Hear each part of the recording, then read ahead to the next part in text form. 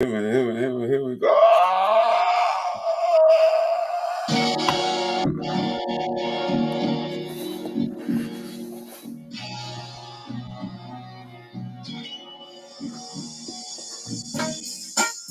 Woo! Yo. Episode 132 of the Collective Podcast. Right back at you. I am AC from LA. He is SG Trilogy, and we are live and direct. Yo, brother, it's been too long. It's been 21 days. 21 days. It's been 2 Saturdays, but it's been 3 Sunday. Well, I guess it's 2 of everything, but it's been 21 days. So let's just go with that. We back, and we are back to make it grammatically correct. Just want to shout out to Southside real quick. But Mr. SG Trilogy, how are you today? Man, first, before we get into that, we are back. You're back with a brand new beard. The beard is popping. Look, I'm back with a few more grays. The grays are popping, and I'm excited, brother. Listen, when I tell you I am wonderful, man. I'm wonderful. I'm happy to be back. We have so much to talk about. So much has happened, and man, it's good to see you, brother. Talk to me. How was your week, man? How was your week? How were your past few weeks? I just want to shout out to Southside real quick. So I'm about to tell you.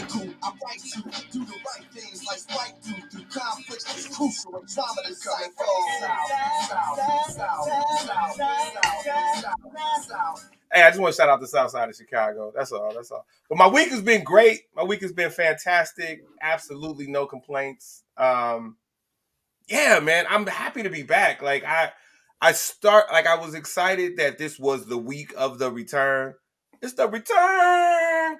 But like it really got real last night before I went to sleep. So, and then today we're up. Back, man. Great week. How was your week? Man, my week is great. I want to acknowledge, man, to those folks that may be sleeping in on a Saturday morning, to those folks that might be up working, those that may be eating some breakfast. I have a few friends that are out right now getting in their miles on the 5K, maybe hitting a 10K or getting your workout in. Man, I'm glad that you have decided to join us this morning, man. I'm excited. This was a great week.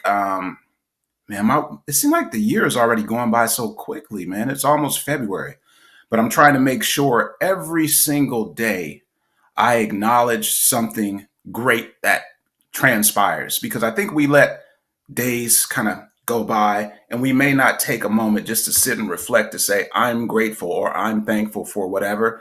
So I've been doing this new thing, man, where every day at the close of every day, I just make sure that I have a attitude of gratitude, brother. So this has been a phenomenal week. And every day, as I said, I've identified great things that have happened. It may have been a meeting that went well. It may have been an idea that I pitched or proposed that went well. It may have been my business with a client in which a client was receptive to something that I want to do for their business.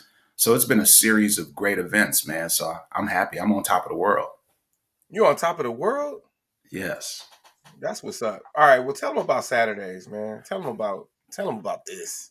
So we have a saying here at the Collective Podcast that Saturdays are always best when you connect with the Collective Podcast. And we truly believe that.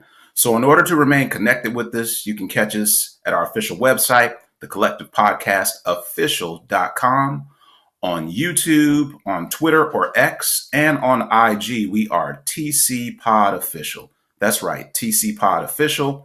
On Facebook, we're TC Podcast Official. On Instagram, he is AC from LA. And yours truly, I am SG Trilogy. SG Trilogy. Shout out to Aunt Cheryl. Good morning. Thank you for dropping in. Listen, hold on. Okay, hold on. I'm just super excited about Chicago right now. I don't know why, but all right.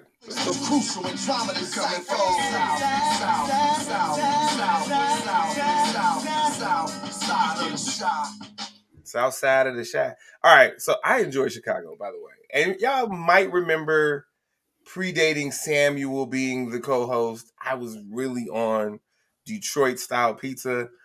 I still like Detroit style pizza, but I might have now made the switch to Chicago style deep dish. I don't know. Stay tuned. But South Side. All right. So we are back, and Sam told you where you can find us, and I also um want to restate but own it.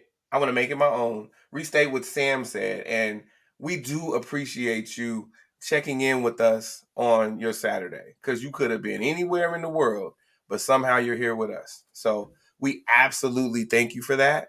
And since you now know where you can find us, now we're gonna show you what we're gonna talk about today. So what we're gonna do is we're gonna tell you what we're gonna talk about. We're gonna talk about it, then we're gonna tell you what we talked to you about. What y'all know about that? So here are the topics for today. Oops, I almost gave them the Google Doc. That is hilarious.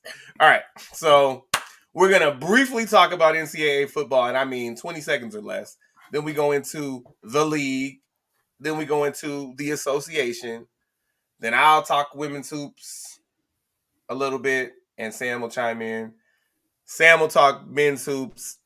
I have nothing because, I mean, shout out to Seton Hall. That's what I have on the men's side. And I'll let Sam talk about it. You know what I'm saying? Go Pirates. I mean, it's go Bruins, but I mean, you know how Oregon State and Washington State are going to the WAC? UCLA men's basketball, bless their hearts, might as well go to the WAC. It's that bad. No, I'm just kidding. But it is bad. All right. So then we're going to go to the culture where Sam, listen, you think that he puts that camera on me for Tech Talk now? Sam is really freaking the culture segment today. He got a lot to talk about. So that's going to be our largest segment today, I think. And then we'll close out. So that's what we have today. Welcome back. We appreciate you for joining us. 2 weeks off. We prepared you for that.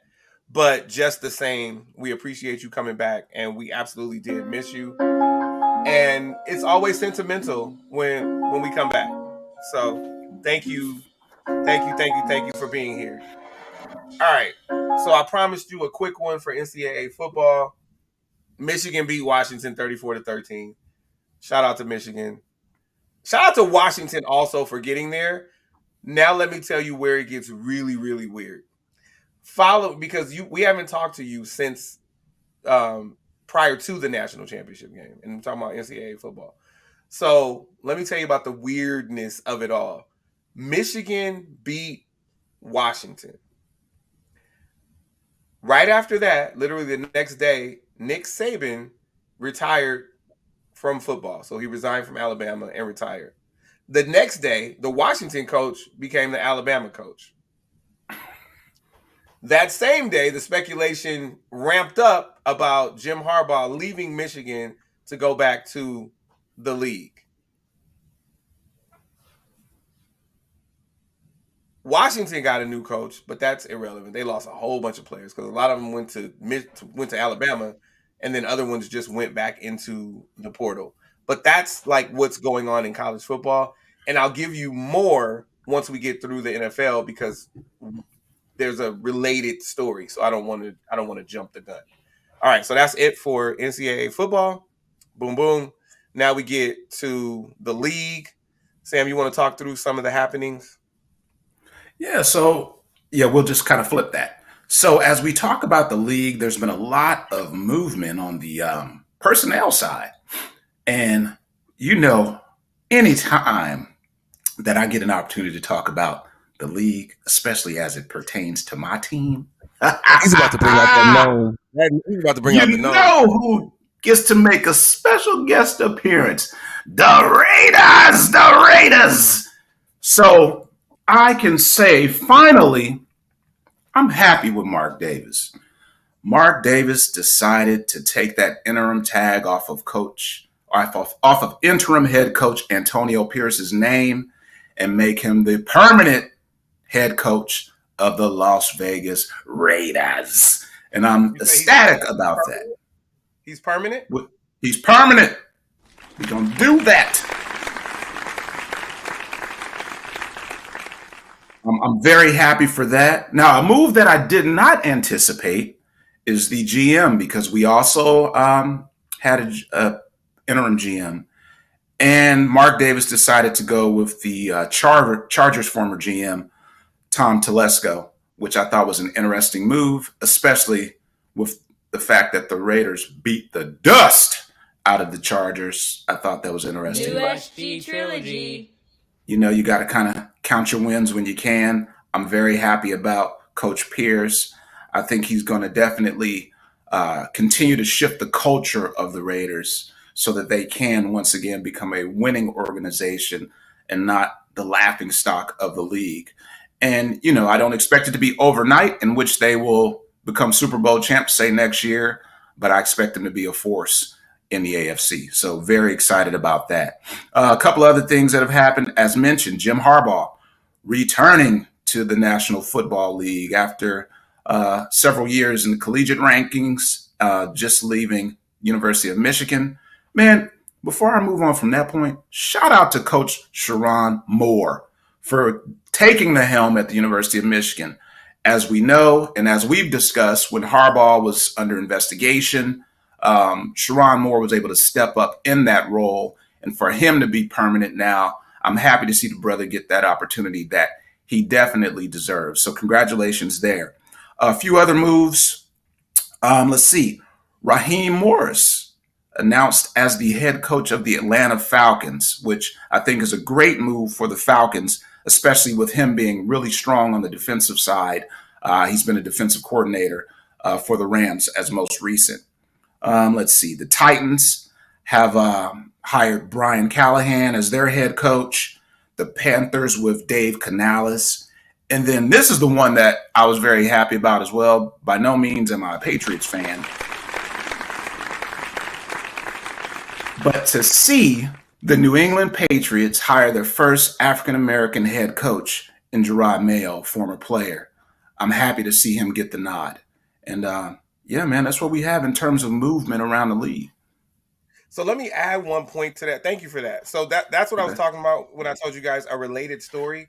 I didn't want to jump the gun on Coach Moore because Sam needed to tell you that Coach Harbaugh became an NFL coach, which left the opening. Now, here's the interesting thing about Coach Moore.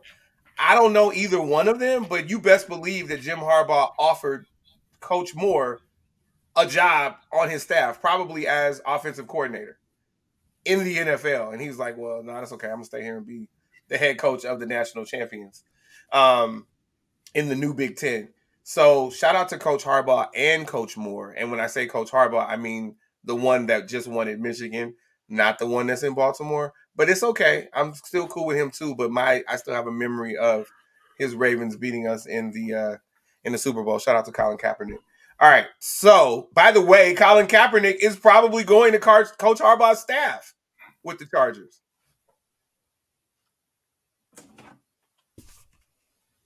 I can't cover myself up.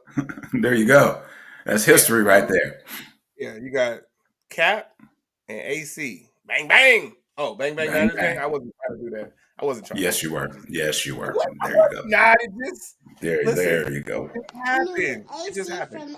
But so yeah, I wanted to say that. But here's the piece that I want to add about Gerard Mayo. So not only is he a former player, but he got that inside track that the brothers usually don't get. He hasn't been a coach that long, but he was groomed to become the head coach by Bill Belichick. And so it's one of those really interesting things that the Robert Kraft did actually pull the trigger on. So now this dude is probably it's probably going to be like a Pittsburgh situation from now on in New England, where they're only going to have like one coach every 20 something years.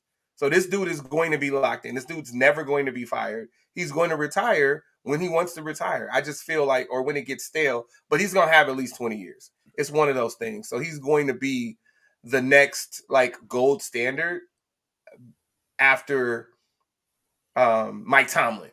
And I'm not saying that there haven't been fantastic coaches, because I mean Tony Dungy is literally the gold standard for me. But I'm saying, but he had a shorter run. What I'm saying is, I feel like the Patriots are going to be that organization where they just don't fire anybody, because it's about pride, it's about who you brought through, and all of that. Yes, Aunt Cheryl, really. All right, so I wanted to add that about the Patriots. Now, Sam, I don't want them to think I'm biased. I mean, but so you want to tell them like what happened in the last couple of weeks? One of the weeks where we weren't even playing, so I had no dog in the fight because we were chilling, just waiting for the next opponent. Tell them what happened. Or you don't want to talk about the wild card round at all? Man, we can briefly. How about this? I'll take this first game, and then you can hit the next one. So, Okay. we talk about, and there's a host on this show who expresses his disdain for a certain football team that has been has been given the moniker of America's team. And so the Dallas Cowboys, we saw them fizzle out fast. And the Detroit Lions, on the other hand, shout out to the Lions, man. The Lions, I know they're facing your team, but the Lions are doing something that we have not seen them do. They're in kind of uncharted territory for the Lions. And so it's exciting to see the Lions show up and show out on both sides of the ball. And the manner in which they dismantled the Cowboys, I thought was very interesting, because the Cowboys went into that game saying, oh, we're about to knock them out, because the Lions don't know what it feels like to be winners. But apparently the Cowboys don't either. So I'm just going to leave that there. Okay. Well, there you go. So, I mean, I'm just going to put it to you like this.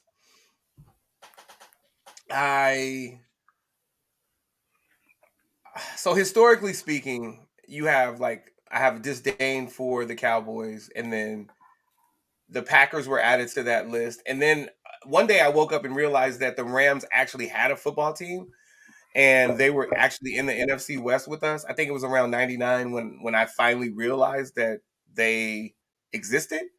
And so it's really been those three teams that I haven't cared for, and I've kind of eased off of it.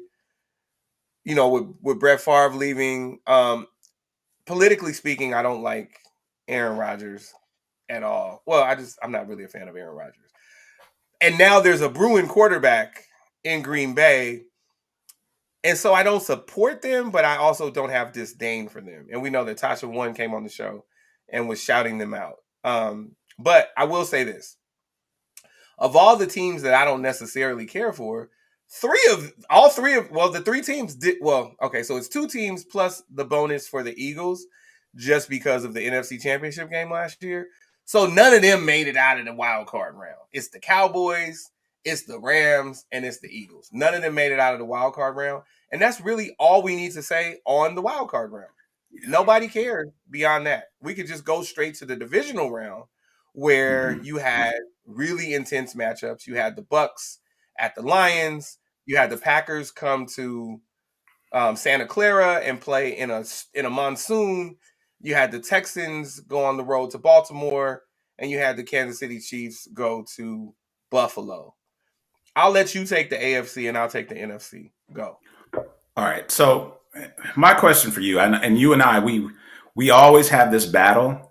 Like, we go back and forth, and you always talk about the fact that Sam likes close games, and he wants all this disparity and blah blah blah blah blah. I don't care about that, and that's what you do, because that's who you are. For me, I want to see a close, competitive game.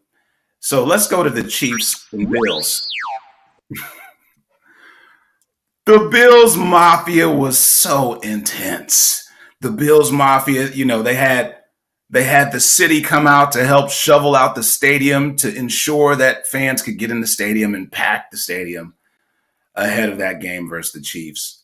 And it looked for a while like the Bills were gonna meet their mark. It looked like the Bills were gonna defeat the Chiefs. But in Chiefs fashion, I always feel like with the Chiefs, in order to beat a man, you have to beat the man. And the Chiefs seem like they always figure out a way to squeak out a victory. And so that's what we saw them do in a 27-24 victory over the Bills. I was of course rooting for the Bills since I don't have a pony in the race, but unfortunately, that Mahomes Kelsey combo was a bit too much for the Bills, man. Wait, can you? So they want to know. You said I Mhm. was, of course, rooting for the Bills No, because I I didn't was. have a pony. I know because I didn't Yeah. have a pony in the race. But you have to. Well, you don't have to. But we would like, or they would like, because they asked for you to explain why, of course, you're rooting for the Bills if you didn't have a pony in the race. Is it because of the AFC West? We're I just want you to talking clarify it AFC. for me. We are talking AFC West. I will never root for a team in the AFC West that Okay. is not the Raiders. So there So you you're go. not like anti-black quarterback or anything like that. It's No, just come on now. No, no, I'm bro. kidding. I'm kidding. I'm kidding. Do Okay. I need to So do I need to bust the line from CB4? I'm black, y'all, and I'm black, y'all, and I'm blinkety black, y'all. No, of course not. okay. Patrick Mahomes. I love to see the brother ball out, but no, I'm not rooting for an AFC West team that doesn't wear that Raiders name across their chest. No. Okay. And then the other game for the The AFC, other game. What you say? Houston at Baltimore. Houston at Baltimore. Yes. So This was Houston. 10-10 halftime. Yeah, man. That Baltimore, man. Baltimore just looks tough. Here we go. I think he just predicted them to win the Super Bowl. We don't care about Sam. We really don't. Go ahead, Sam. Go ahead, Sam. Baltimore looks tough, man. I can't front on the Ravens with the 34-10 beatdown over the Texans. And I would definitely say that Lamar Jackson is an MVP candidate for a reason. Lamar Jackson looks tough. Their defense looks tough. And I think they're going to have, well, I know they're going to have their ultimate test. Their next game is their ultimate test. So we're going to see exactly how they fare in that game. And I'm not going to go on the record right now to say anything about anything as it pertains to the outcome of said game.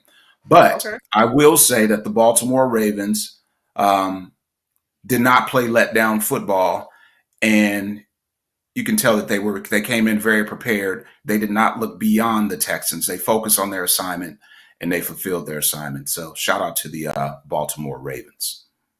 What about you with the NFC, my brother?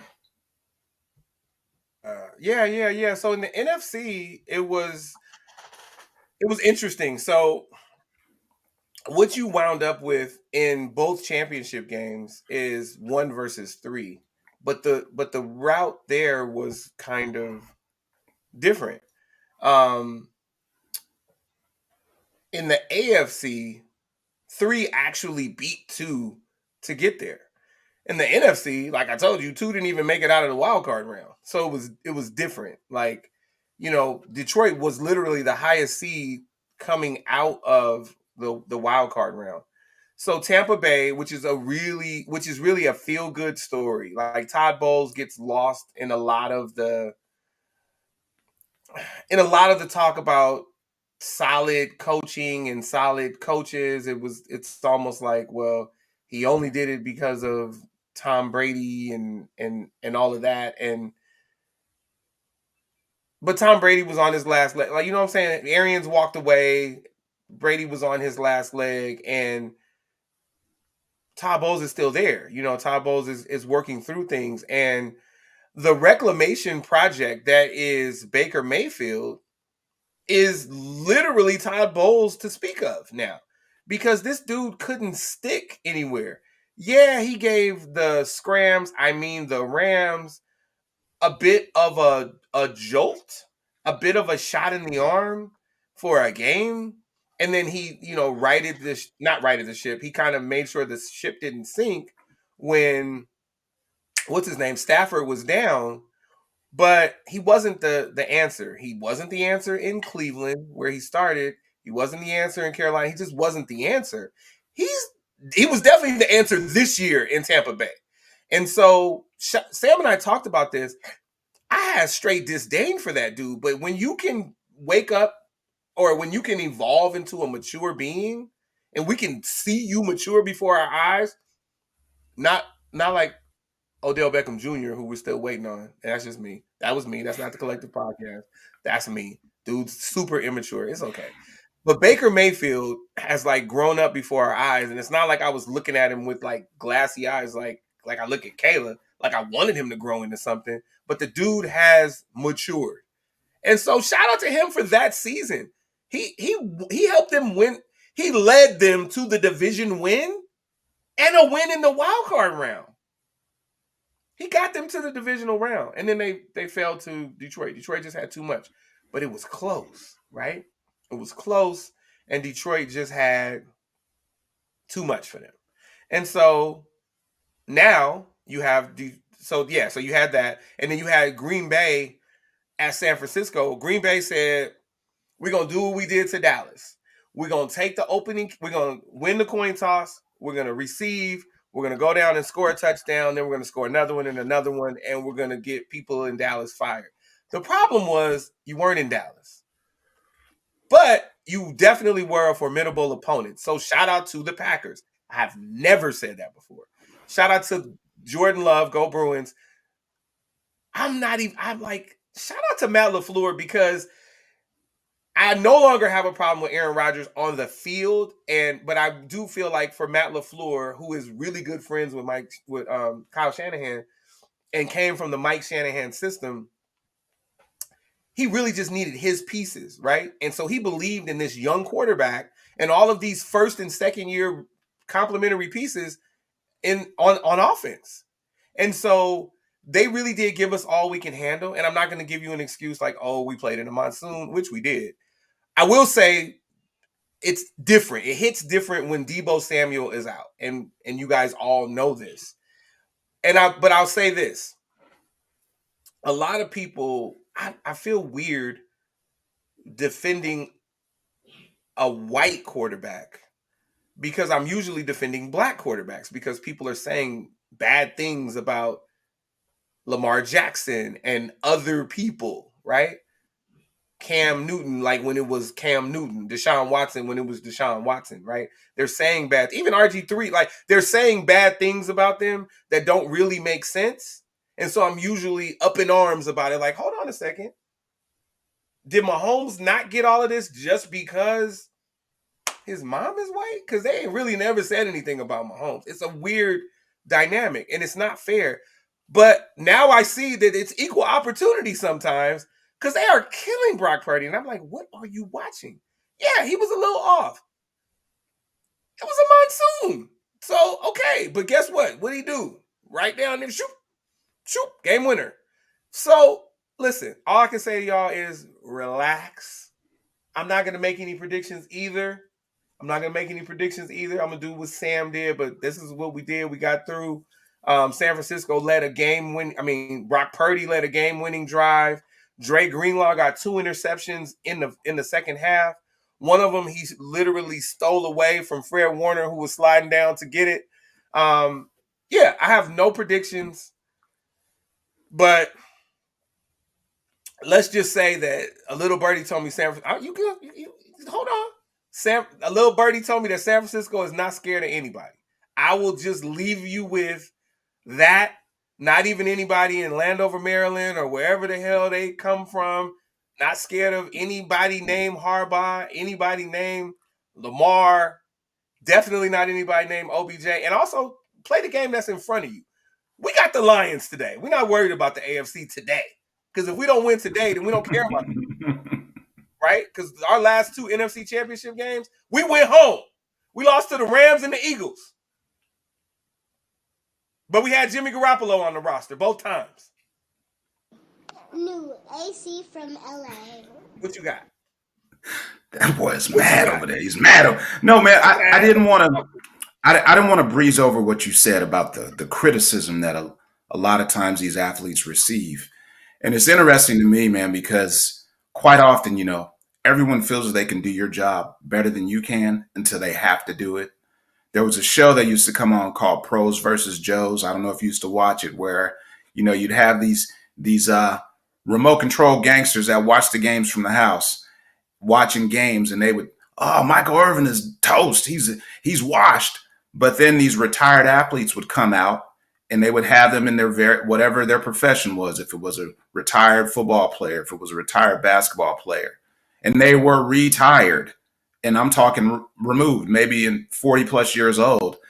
And the funny thing is, you would see these guys at, okay, the last time they ever played was in high school or whatnot, and they would get killed. So it's easy to sit back and say, oh, Lamar Jackson, you know, he made a incorrect pass or attempted pass, or Brock Purdy isn't accurate when it's raining buckets. But majority of us can't get out there and do it, man. So that always, I kind of take that as a grain of salt. When you hear these idiots that are talking, oh, this person's washed, they're terrible. Please, man. Everyone who is playing on that level is the top dog. They're the top. They are apex predators when you get to that level.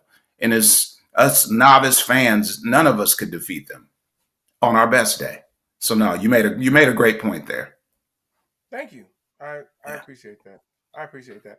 And let me just say that sometimes people who have done it just really have the world effed up. So on top of that, listen, I love Ryan Clark's cadence, and I really do like a lot of what Ryan Clark says. But this week, Ryan Clark is a talking head. Ryan Clark is an absolute talking head this week because all he wants to talk about is Brock Purdy, and it's like, I don't know what you were watching. But you made phenomenal points, and I absolutely appreciate that, sir. And that, so per we're on the NFL segment. The NFC Championship game is tomorrow at 6:30 East. No, that's wrong. 4:30 Eastern, and no, 6:30 Eastern, and the AFC Championship game is at 12:30 Eastern. Is that right? Did I do that right? No, AFC Championship game is at 3 p.m. Eastern. Okay, and then and then 6:30 for the NFC. Yes. Mm-hmm. Okay, so sorry about that. I should have just said it in either Pacific or Central, but I'm just shouting out the Eastern time zone right now, the Eastern Seaboard. All right, so what was the other thing I was gonna do? Remote control gangsters. That's so funny. All right. So tomorrow, that's when they decide who goes to the Super Bowl.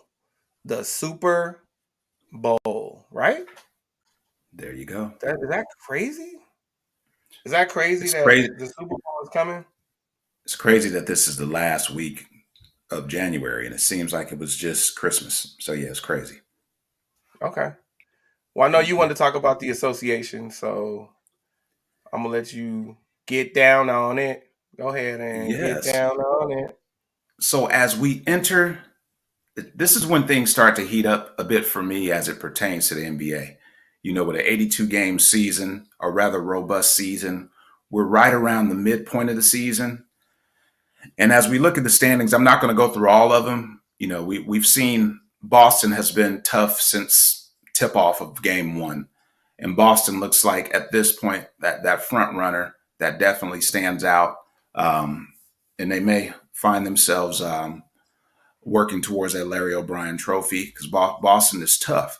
But as opposed to going through the standings per se, we had a list of where everyone fares. Boston being the top team in the league at 35-10, and as you can see it here, Boston's top team, followed by surprisingly Minnesota Timberwolves. But I kind of wanted to change the dynamics of how I talked about the NBA this week, and I was spending some time reflecting as I thought back to the unfortunate incident in which the lives of several were taken during a helicopter crash that included the late Kobe Bryant, his daughter Gigi, and some of their friends who were en route to a youth basketball game. And I thought about that. And so for this week, I've come up with the Breakout Performances Mamba edition because it seemed like just the energy that was in the air was reflective of the dedication and the dominance that Kobe Bryant had. And so there were 4 performances for me that truly stood out this week in the NBA. So I wanted to, of course, pay homage to Kobe Bryant, his daughter, and the lives of the others that were unfortunately lost. And it's crazy when you think about time because That happened 4 years ago. And I can remember the morning that it happened when it started being reported on the news, and I was like, wait, what? And you really couldn't even fathom the thought. So, I really always still want to celebrate the memory of Kobe, and as I said, honor the remainder of those who were on that helicopter. But the standout breakout performance, Mamba edition, on Monday, Carl Anthony Towns of the Minnesota Timberwolves, they played against the Charlotte Hornets, and Carl Anthony Towns put stat lines together: 62 points, 8 rebounds, and 2 assists. Now, the interesting thing, the Timberwolves were up by 20 in the fourth quarter, and they wanted to pad his stats once because he was cooking all game. Pad his stats, and they end up getting ran down on by the Hornets. So they lost that game in spite of Carl Anthony Towns. And you should have seen Anthony Edwards in the locker room. And Anthony Edwards doesn't hold his words. And he was like, yeah, we wanted to feed him. I didn't really take many shots. We'll never do this again. I'm happy for Cat, but we will never do this again. And you can just feel his pain in being a competitive athlete. Right. On that same night, and we hadn't seen 2 performances like this, but Joel Embiid with 70 points, 18 rebounds, 5 assists in a beatdown over the Spurs. And the crazy thing is, Wemby, the 7'4" rookie phenom for the Spurs, he had an amazing game with 33 points. But when you're defending a guy who has 70 points, that definitely will trump your 33 points. So Joel got it in. Last night, it was 2 amazing performances. Devin Booker of the Suns, he put up 62 points, 5 rebounds, and 4 assists against the Pacers in a loss. And then lastly, how about this? At halftime last night, Luka Doncic at halftime had 41 points. Halftime. The team had 66 points at halftime. He had 42 points. Luka ended up with 73 points, 10 rebounds, 7 assists, and a win over the Hawks in Atlanta. So as I said, I wanted to acknowledge those as the breakout performances, Mamba edition, in honor of the late, great Kobe Bean Bryant. And that 73 points is the highest output since Mamba's 81. Since Kobe. Yep, since Mamba's 81 points, and the highest outcome ever for a player of the Dallas Mavericks. Yeah, so those are the breakout performances, Mamba edition for this week. Probably the highest output ever from a European. Just throwing that out there. As Professor Obino would say, European. Yes, man, you get me sidetracked so much. Okay. In other news around the league, we're going to talk a little staffing and personnel. Okay. So the Milwaukee Bucks. The Milwaukee Bucks. A couple of years ago. The Adrian Griffin, I don't know. I have a song queued up for this edition right here. As we talk personnel, I don't understand this. So this is the song.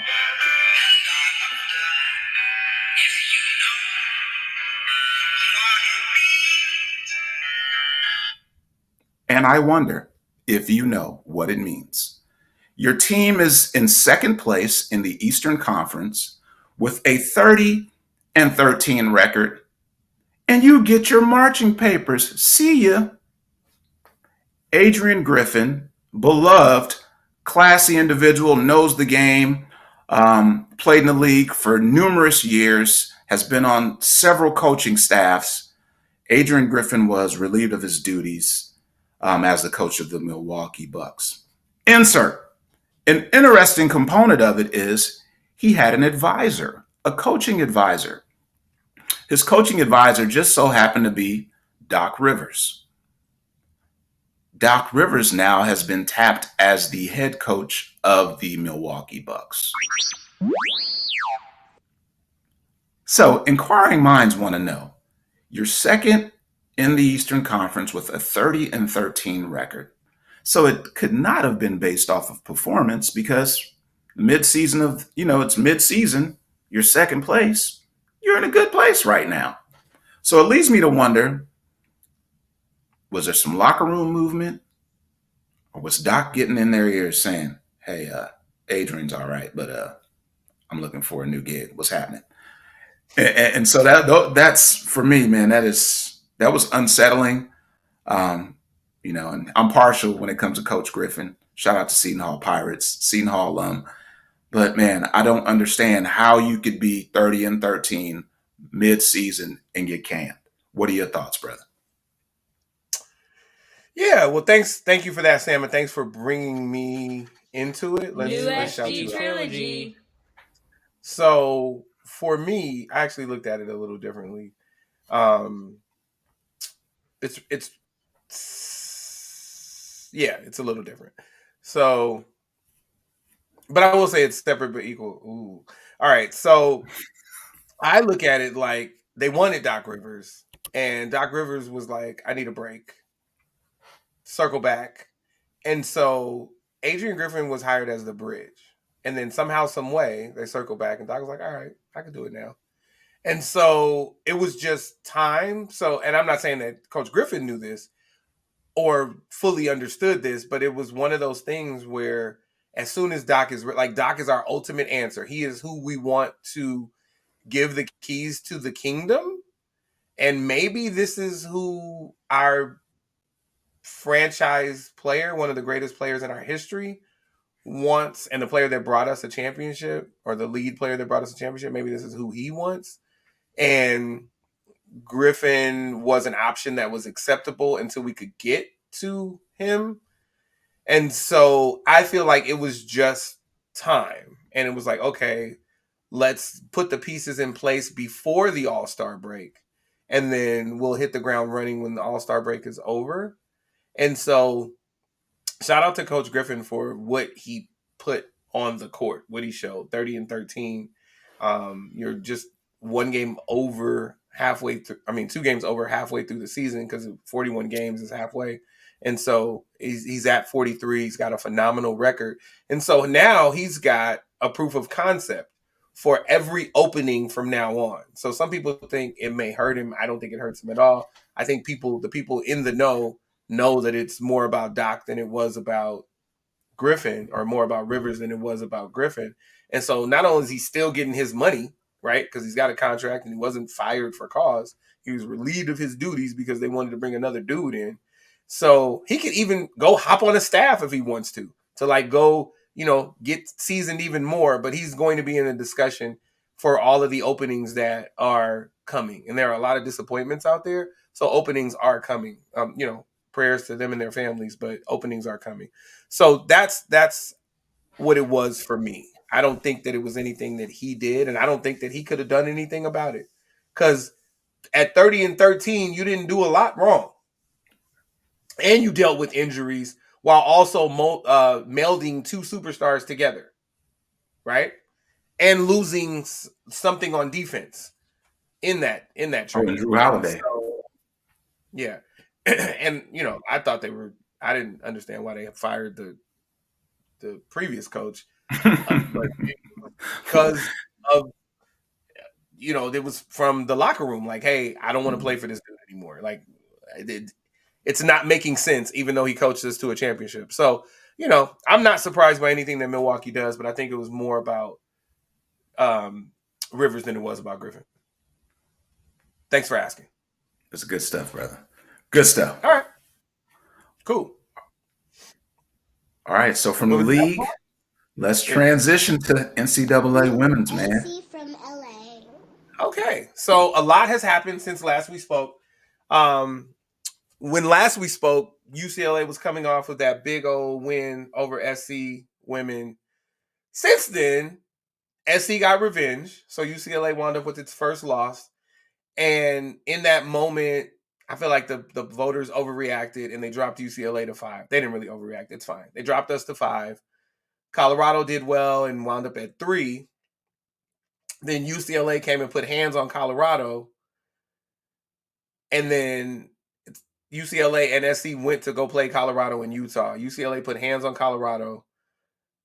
Colorado and Utah put hands on SC. So SC got swept. And then Utah surprised UCLA. So here's the thing. After the Colorado win, UCLA moved back up to number 2. The polls came out on Monday. They then played Utah in Utah on Monday on a weird day to play a game for the Pac-12 because they're usually playing on Fridays and Sundays. So somehow it wound up on Monday, and this is the Monday after King Day. So I don't even know why, but they lost in overtime. When you look at Charlie Cream's bracketology, he still has UCLA as a 1 seed, maybe as the number 3 team. And he had Colorado at 4, Stanford at 2. Stanford's also got 2. So Stanford's got 2 losses. UCLA's got 2 losses. I imagine with Colorado having lost again last night, you're either going to have Stanford at number 2 or UCLA at number 2. South Carolina is still number 1 because guess what? They held LSU back. There was a showdown, and they wound up winning 76-70 on Thursday.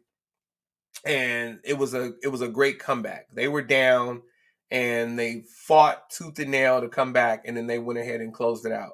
And there wasn't any mess talking or anything like that. But one of the things that came out of that game was Angel Reese announced, "I'm a dog, DAWG, put that on me, but we're not going anywhere." So she's saying put that loss on her. She fouled out. So that's what she's talking about. And then she's saying they're not going anywhere. And they're not going anywhere, but I also understand that South Carolina is still undefeated. The only undefeated team in the country. And by far to me, UCLA is the second best team in the country. And South Carolina is still leaps and bounds better right now. And so I don't really care what LSU and their 3 losses say. Or LSU says with its 3 losses. I'll say it differently. But women's basketball is thriving right now. Iowa also lost. So like all of the things happened. Like those top teams lost. And the biggest win was UCLA beating Colorado, because that was, at the time, it was 5 versus 3. And that was after UCLA won the 2 versus 6 matchup over USC. So UCLA has had bigger wins than the other top 10 teams. How you doing, Gretchen? Than the other top 10 teams. And so we'll see where it shakes out, but I expect it to be probably South Carolina, Stanford, UCLA. Colorado will still be in that top 10. Iowa still in the top 10. LSU won't drop because it was a really good loss, but they're still going to hover around 8-9. And yeah, so the top 25 as it stands right now. I'm sorry, I didn't want to talk about the top 25. I want to talk about the matchups that were coming up. So I told you about the main games that happened. And then this weekend, we still have a couple more. So we have Saturday, which is today. We don't have any ranked versus ranked matchups other than a big showdown with Notre Dame at UConn. So that's number 15 Notre Dame at number 8 UConn, and number 15 Notre Dame is coming off of an upset loss. And UConn is quietly still performing. So they had those 3 losses early, and they are undefeated in the Big East, and but they don't have any competition in the Big East, but they are still handling their business. So there you go. Shout out to Sam's moms. All right, so you got that? You got that? All right, cool. Go ahead, Sam. Man, one thing, and I know you breezed over it because you don't give them a whole lot of props. Now, we do talk about this person, but did you see Juju Watkins? Did you see her performance last night? Did you see what she did? Go ahead. You can talk about Juju Watkins. Did you see Juju's stat line? 29 points, 7 rebounds. And you got to look at highlights. She crossed over a player last night who looked like she broke her ankles and her body just flopped by the 3-point line. Juju stopped, looked back at her, and hit the 3. Juju was on last night. She was in her bag. So it looks like an and one mixtape if you look at the highlights from that game. So I just want to shout out. So, Anytime I can say Juju, because that was my grandma's name, man, Juju. So I always will shout out Juju Watkins. so shout out to Juju Watkins. Shout out to the LA product, Juju Watkins. And since Sam did, listen, I'm not a hater, but Sam opened the door. So now I'm going to walk through it. All right. So shout out to Juju Watkins, Sierra Canyon, all of that. She stayed home. She chose SC over UCLA and all of the things. Like UConn wanted her. Like people wanted Juju Watkins. So she stayed home to help turn SC around. So that makes the Pac-12 more exciting in its final year. But I feel like Sam does this at times, especially when when he makes his predictions, like he does get caught up in the hype, i.e. all of his predictions about the 49ers. Like, just stop it, dude. So let's go to Juju Watkins' stat line since he told us to. 10 of 27. It's not efficient. You took no. Is that the only thing that matters? So that's the thing. You talk about all of the highlight reels, cool. You talk about the 29 points, but if it took you 27 shots to get there and you played unranked Washington State, yes, they did win, but they did just get swept in Colorado and Utah. So I'm just saying, like, efficiency is probably going to be important if they want to get to the Sweet 16. That's all I'm saying. 10 of 27 is not a good shooting night. She usually is efficient. So we can't just go off of one night of her not shooting her best. Okay, but so he's going to keep going. Go ahead, Sam. 29 points, and they got the dub. That's all that matters as it pertains to right now. Okay, well, I'm going to give you this graphic because you made me do it. So, oh, you want to point out her shooting percentage? Well, you just brought it up, right? She's a high volume shooter. Oh. They go to her. High volume shooters don't always have the highest shooting percentage. My bad. We misunderstood you. Oh, and Juju was my great grandmother's name. Thanks, Aunt Cheryl. Bam! There you go. All right, I'm gonna leave Juju alone. But Sam, I just got a text. We thought you said she's usually more efficient. I didn't know. Listen, we didn't know you said they usually win, because that's a good argument. They usually win. And she's a high volume shooter. High volume shooters typically don't have the highest shooting percentage. High volume shooter. Yeah. Yes. She shoots more than 50% of their team shots. So they have a very low shooting percentage as a team. But they are probably going to come out of this week just out, maybe 11 or 12. Maybe 10. I don't think they'll get up to 10, but 11 or 12. So shout out to them. And I'm not saying shout out to SC because I never will, but shout out to Juju. And I like what's happening there. All right. You got it. Men's hoops. All right. Men's NCAA basketball. This was the week of the upset, man. A lot of the top 25 teams took L's. So let's quickly, do you have the top 25 AP poll? Do you have that available or not? Count me down 10 seconds. All right. So let's see. We're almost there. All right. So this is what I'll do. I'll start with top 25 upsets. We had a unranked South Carolina team that defeated number 6 Kentucky 79-62. An unranked Alabama team that's growing as the season progresses over number 8 Auburn 79-75. Northwestern is one of those teams that's always tricky because that's the team where you don't necessarily scout them because they're typically unranked, but Northwestern manages every season to knock a top 25, if not 2 to 3 top 25 teams. And so that's what they did over, I guess you can kind of say in-state rivals since they're both in the state of Illinois. They were able to beat number 10 Illinois 96-91. You have Nevada over number 24 Colorado State 77-64, and an unranked Oregon State over number 9 Arizona 83-80.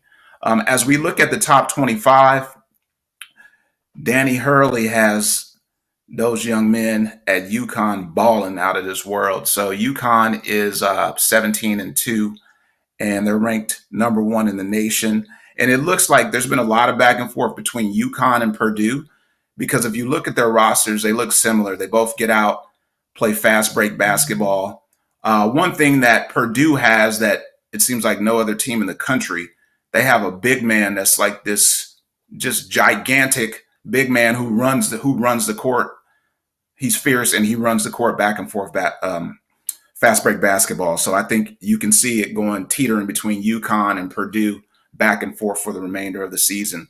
One thing that's interesting as we look at the top 25 is the omission of one team who is typically in the top 25 every single year.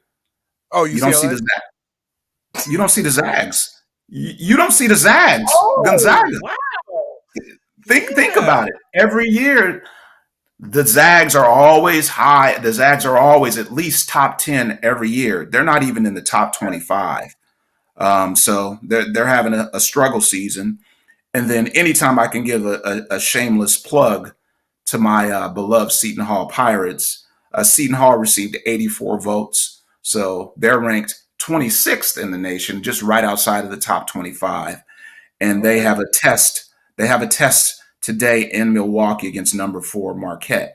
I actually spoke with Coach Shaheen Holloway yesterday, and I told him, I said, a lot of times when it comes to coaching, we talk so much about X's and O's. But the thing that I appreciate about him, when you look at Seton Hall's roster, they don't have any 4 or 5-star kids on the roster, but they have kids that get in there that fight.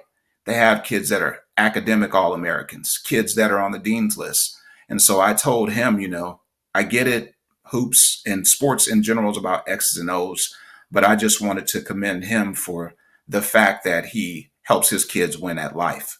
And that's so much more important than athletics. So as mentioned, Seton Hall faces number 14 Marquette today. In other top 25 action, we have number 20 Texas Tech. They're going up to Oklahoma. Oklahoma's 11th in the nation. And then you have the number 7 Kansas Jayhawks against the number 23 Iowa State Cyclones. So plenty of good college basketball for today. Things will intensify now as we approach the month of February. That's when things are going to really get intense before we get to March Madness. So if you are a fan of college basketball, this is time to definitely tap in and tune in, because we're about to see a lot of great basketball on the daily. So that's it for me, man. USG Trilogy. As it pertains to men's college hoops. All right. Thank you, sir. Definitely appreciate that. And so once we get through men's college hoops, ooh,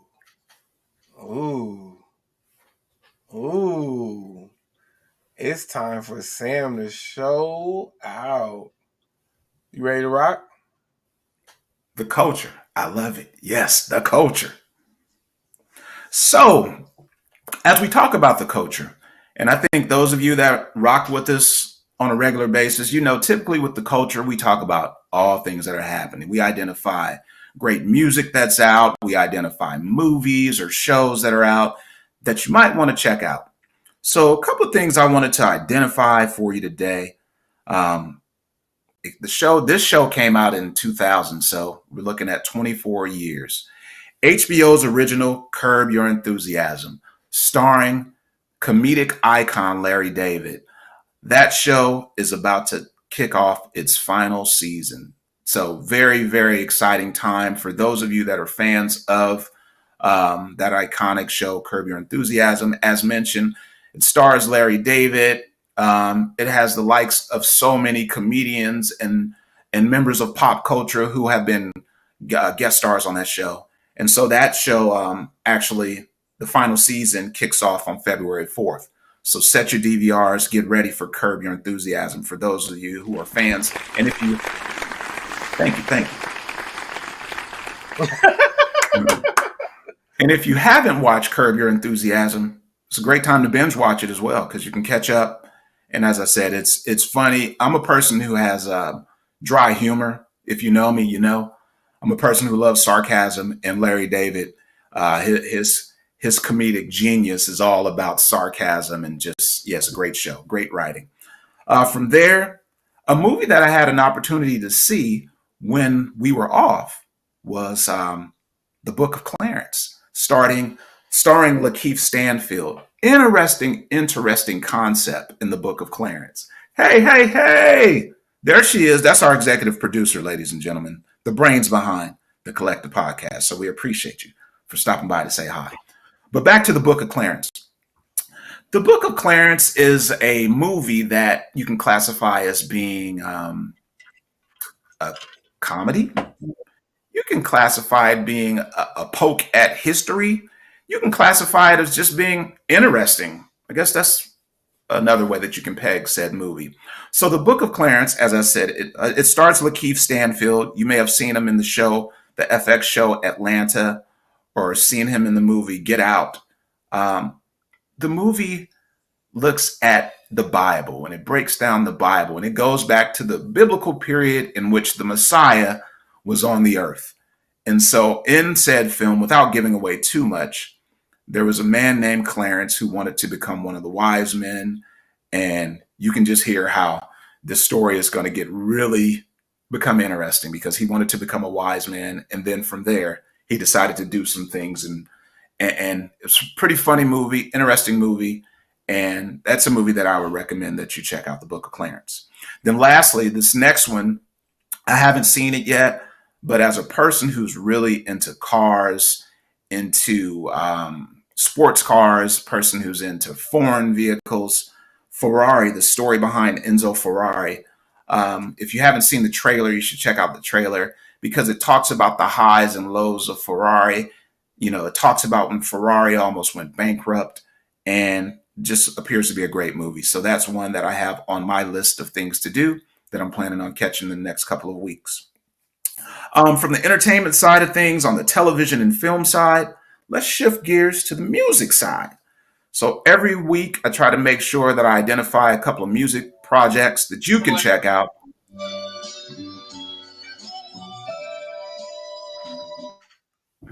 Thank you, Maestro. I appreciate that. This first project that I wanted to highlight is from Buffalo, New York's own Griselda Music. Benny the Butcher has a new project out called Everybody Can't Go. So for those of you that like gritty rhymes, MCs, schemes, dope production, that's a great project to check out. Benny the Butcher, Everybody Can't Go. Next week's show, I'll highlight a couple of songs off of that project. So great project there from Benny the Butcher. The next one is EDM, electronic dance music, by DJ Sneak. And his project is called The Son of Chicago EP. There it goes with your Chicago theme for the day. Southside. There it is. That EP, it's 4 songs or so, but real intense up-tempo, great dance music, great for the gym. So you should check out DJ Sneak, The Son of Chicago EP. And then lastly, I love R&B. So when you can take a project and you can combine R&B with soul music, we have that in this project, Blended EP by Emotional Oranges and Nonso Amadi. Names that you may not be familiar with, so I'll repeat them. Emotional Oranges and Nonso Amadi, and their project is called the Blended EP. It is such a soulful, melodic project, and it's a project that I think you would definitely grow to love. So much that I wish that it had more songs. I wish it was longer than an EP, but I think that is something that we will see an extended project at some point because this EP is absolutely amazing. So check out the Blended EP by Emotional Oranges and Nonso Amadi. And that is the culture for this week. I appreciate you. New SG Trilogy. All right. Well, thank you very much, brother. We absolutely appreciate that. I guess we can move on to a different segment, a segment that somebody gets really excited for. And so we're going to move into Tech Talk now. Let me get to it. Yeah, let's But that was very insightful, Sam. And what I played you guys was Everybody Can't Go. So that's the name of the album, and then I was playing the actual track, Everybody Can't Go. So shout out to Benny the Butcher. And by the way, the Griselda artists are the one that and I think it was actually Benny that said, get bleep and send home early, just like the Clippers. Is you with me? Bleep. So I have a lot of fun with that. Talking about the Clippers being sent home early. And he said that all the way. They said that all the way from Buffalo. So shout out to them anyway. But I'm definitely a fan of the Griselda artists. And so Sam is telling me that it's now time for us to get busy with this. So I guess it's time for Tech Talk Now. So here we go. This is Tech Talk Now.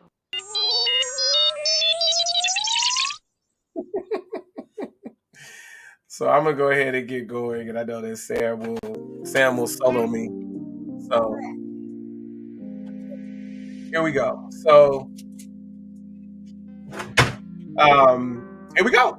It's Tech Talk Now, and this is smart locks enhancing home and garage security. Welcome to another exciting episode of Tech Talk Now, presented by the Collective Podcast. I'm your host, AC from LA, and today we're diving into the world of smart locks. These innovative devices are transforming the way we secure our homes and garages. Let's explore their features and benefits. First, let's break it down. Smart locks are high-tech replacements for traditional locks and keys. They offer keyless entry, remote access, and often integrate with your smartphone or other smart devices. It's like having a personal doorman right at your fingertips. Now, let's discuss some key features of smart locks. Remote access. With a smart lock, you can control and monitor your locks from anywhere using a mobile app. Whether you're at work, on vacation, or just out for a walk, you can check the status of your locks and even lock or unlock them remotely. Keyless entry. Say goodbye to fumbling for keys. Many smart locks offer keyless entry options, such as PIN codes, fingerprint recognition, or even voice commands. This makes entry convenient and secure. Integration. Smart locks often integrate with other smart home devices. You can link them with your smart doorbell, security cameras, and even your virtual assistant like Amazon Alexa or Google Assistant or Apple Home for a seamless connected home experience. One of the primary advantages of smart locks is enhanced security. There's also access control. Smart locks allow you to grant temporary access to family members, friends, or service providers. You can set specific time frames for when they can enter, providing greater control over who has access to your home. Most smart locks keep a log of who enters and exits your home and when. This feature can be valuable for security and peace of mind, allowing you to track activity remotely. Smart locks can send you instant alerts and notifications if someone tries to tamper with them or enters incorrect codes. You'll always be in the know about what's happening at your home. Installing a smart lock is typically straightforward and doesn't require extensive technical expertise. Many models are designed for DIY installation, but you can also hire a professional if you prefer. Compatibility is crucial. Make sure your smart lock works with your existing door hardware and smart home ecosystem. Compatibility ensures a seamless integration with your other devices and apps. With various smart lock models on the market, how do you choose the right one for your home or garage? Consider factors like security levels, connectivity, brand reputation. Different smart locks offer varying levels of security. Evaluate your needs and choose a lock that meets your requirements. Ensure the lock is compatible with your smartphone and other smart devices. Check if it supports Wi-Fi, Bluetooth, or both. Some locks are battery operated, while others can be hardwired. Consider which option suits your preferences. Research and read reviews about the brand's reliability and customer support, or just reach out to me and I'll talk you through it. Walk you through it. When installing a smart lock, follow these tips. Read the manual. I know a lot of us don't want to, but always start by reading the installation manual provided with your smart lock. It will guide you through the process step by step. Ensure your home Wi-Fi network is secure to prevent unauthorized access to your smart lock. You don't want to make it easier for you to get into your house, just make it easier for everyone else to get into your house. Keep your smart lock's firmware and associated apps up to date to benefit from the latest security patches and features.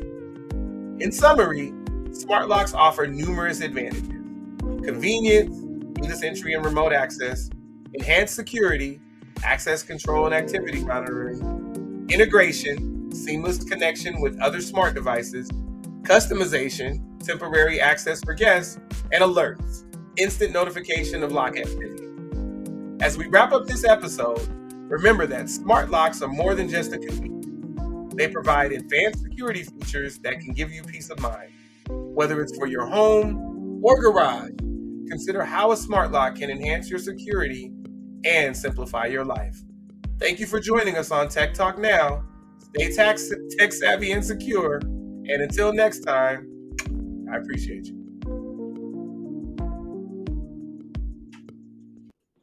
This is Tech Talk Now.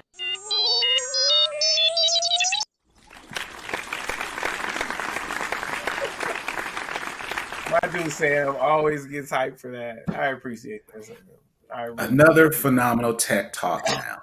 Man, you're onto something. You got to clip that one so that can go out specifically just as a Tech Talk tip. You heard it here first. Tech Talk tip. That's what that's going to be, because that's very, very important. Very important. Okay. Well, yo, I appreciate that, brother, as always. And I think that at this point, what I want to do is give a little bit of a shout out. So you may see that Sam and I are wearing t-shirts. We're wearing apparel. So it says behind the flag. Behind the flag. So I'm going to share something with you guys real quick. And so the organization Behind the Flag. All right. Get ready for an exciting event brought to you by Behind the Flag, a community-driven organization dedicated to fostering leadership, teamwork, and personal growth. Join us for their upcoming clinic in August 2024, where you can learn, connect, and grow with like-minded individuals. Don't miss out on this opportunity to be part of something bigger. Visit Behind the Flag to discover more about their mission and the impact they're making. See you at the clinic. So one of their leads is my guy, Dennis Barella, and he sent us the apparel. But this is an organization that is helping high school officials become better high school officials, but also become better officials overall, and they get hired into higher levels. And I said August, but I'm in April. So it's coming up April 19th and 20th. No, April 19th and 20th. It says 2023, but it's actually 2024. So don't worry about that. It is for this year, and it's about football officiating. And their spring clinic is pretty amazing. They have a lot of Division I officials there and a lot of NFL officials there that are helping the high school officials become better high school officials and also helping them get promoted to higher levels. So shout out to Dennis Barella and Behind the Flag. And thanks for the apparel, buddy. All right, Sam, where are we now? You know what it's time for. Oh, it's time for the closeout. All right, so then before we get to that, I'm going to let you tell them again where they can find us and all of that. So, where's the banner? I seem to have lost the banner, my friend. What is it called? Okay, hold on. Window. That's what it is. There it is. All right. Where can they find us? All right. So as mentioned, in order to stay connected with the collected, these are the ways that you can remain connected with us. You can check out our official website, thecollectivepodcastofficial.com, on YouTube, X or Twitter and IG, we are TC Pod Official. On Facebook, we are TC Podcast Official. On IG, he is AC from LA. And yours truly, I am SG Trilogy. We are so thankful that you joined us this morning. Thank you. Absolutely. Thank you very much. And we had a comment from Aunt Cheryl. Smart locks. Yeah, smart locks are amazing. I have smart locks on both of my doors, and I also have a smart garage door. Or a smart garage door situation on my garage door. So, as previously mentioned, we're due for the closeout. So once again, we want to let you know that we appreciate you tuning in for episode 132 of the Collective Podcast. We are just so grateful that you have decided to spend your time with us because, without you, the collective is not a collective. So we do appreciate you. So we're going to go ahead and hit the closeout now. We're going to let Sam go first, SG Trilogy the third. Go ahead and take it away. All right. So in this week's closeout, the thing that truly resonates with me is a conversation, or actually a series of conversations. Resignate. Oh, you said resonate. My bad. I was thinking about Tasha One. Okay, go ahead. No, a series of conversations that I've had recently with a friend. And the tone of said conversations has been, in life, we look back at our mistakes quite often. And a lot of times we allow our mistakes to be what we identify ourselves by. And so the advice that I've been giving my friend, but yet it's advice that I'm giving myself in return, is the importance of allowing yourself to have grace. Give yourself grace. We all make mistakes. We all have hiccups, but you leave those situations with lessons learned. And you leave those situations with so much that will help you moving forward if you look at those mistakes as learning lessons. So I can't reiterate enough the importance of giving yourself grace and not allowing your past to identify, or not allow your past to be what you connect with as your future. It's your past for a reason. So learn and grow from that and give yourself some grace. So that's it for me, brother.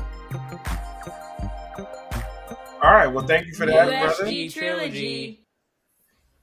New SG Trilogy.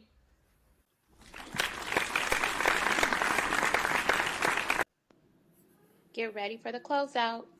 Yeah. So thank you for Get that, ready for Sam. the closeout. We absolutely Get ready for the appreciate closeout. that and appreciate you. And I'm gonna go ahead and get into it. So for me, I always tell you to love your people, or I always suggest that you love your people, let them know that you love them. You can do it up close and personal. You can do it from a distance. Just make sure that you do it, because we see more and more on a daily basis that we just really don't know when it can potentially end. So I just want you guys to keep that in mind. And Sam talks about giving yourself grace. And here's the thing, it's really helpful to give other people grace also. And honestly, I've really learned that in dating. Like ever since Taylor's mom, I've learned not only a lot about myself, but a lot about what the world has to offer. And I've really tried not to rush to judgment. And so giving grace is extremely important. So give yourself grace, give grace to others, but at all costs, protect your peace. And it's really interesting. My mom called me yesterday and was kind of apologetic for an epiphany. And I was like, all you're doing is protecting your peace at all costs. So shout out to you for getting there. I mean, you just got there, but it's never too late, right? Like, you can give a little more than other people give you, but don't be the only one giving. Those are not healthy relationships. So just keep that in mind. Remember that. And I have someone who wants to say something to you guys as part of my closeout. So, okay. I wanted to shout you guys out. Yeah, so that's what I have for the closeout today. So thank you. Just remember that. please remember that. So, yeah. New AC from LA.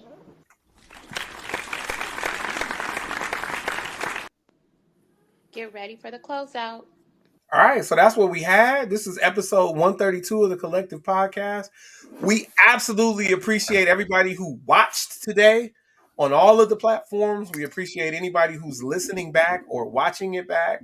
We took 2 weeks off, and now we are actually back, and we're scheduled to stay back, and we'll be here every week for the foreseeable future. We'll let you know if any of that changes, but we absolutely do love you, love all of you out there, and you really do get us in a sentimental mood. So it's important for us to share that with you. But yeah, episode 132 of the Collective Podcast. Shout out to Behind the Flag and Dennis Barella. Shout out to Sam's mom who came through. Shout out to Aunt Cheryl who came through. Shout out to everybody who reached out and didn't actually say anything. Just thanks for coming through, right? Watching, listening, all of that. Please like us. Please, like us on the platforms. Please subscribe. Please share. Please make comments. Please do all of the above. We absolutely appreciate you. Enjoy your Saturday. Enjoy your weekend. Go 49ers. Go Bruins. Yeah. Go Pirates. Seton Hall. Go Pirates. Yeah. All right. Peace. Peace. We up out of here. Let me get Pac ready. Oh, I didn't even play Ace Hood today. It's okay. We just gonna close.